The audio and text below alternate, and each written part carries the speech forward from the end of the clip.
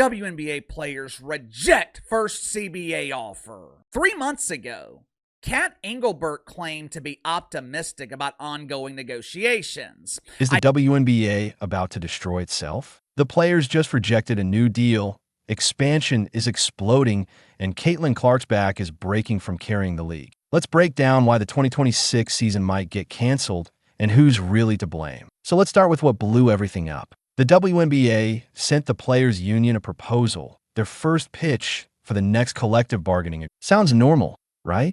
But Phoenix Mercury star Satoshi Sabali didn't hold back. She called it a slap in the face. Now, let's be real, that's not just frustration, that's fire. That's players feeling insulted, feeling ignored, and keep in mind, this proposal came right after the league proudly announced expansion teams in Philly, Detroit, and the Bay Area. The WNBA was celebrating. Players? Not so much. Sabali's comments weren't just about money. She made it clear players want more roster spots, better facilities, and serious investment in existing teams. She's not wrong. A lot of franchises are still running on 10-day contracts, hardship deals, and overcrowded benches. And now, we're adding 3 new teams. So the question is this: is the league growing too fast without taking care of its foundation? Or are players biting the hand that's finally feeding them? Want to know how dangerous this situation is? Look at what happened to Major League Baseball in 1994. The season was going great, fans were excited, teams were competitive, then boom, labor strike. The postseason was canceled, no World Series, just silence, and fans were pissed. It took baseball 4 years to recover, and only because of the steroid-fueled home run chase between McGuire and Sosa. Now imagine that happening to the WNBA. Except here's the problem: baseball had 100 years of tradition, generations of fans, emotional loyalty. The WNBA?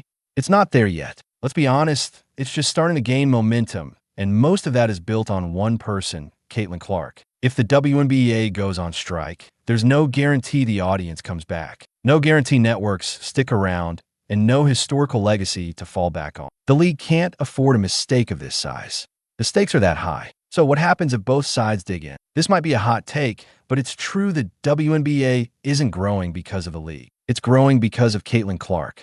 Her games are packed. Her jerseys sell out. She's the reason ESPN wants to spend more. That's not disrespect, that's reality. But here's what makes it fragile. All of this can disappear in a second. If Clark gets hurt, if she decides to leave for Europe or unrivaled, if she gets sick of taking hits every game and not being protected, that entire momentum vanishes overnight. It's like building a skyscraper on one steel beam. Looks strong until it doesn't. The players think they have leverage now, and maybe they do, but most of that leverage comes from one woman. And that's dangerous, because if Clark walks, the whole deck of cards comes down. Is it fair?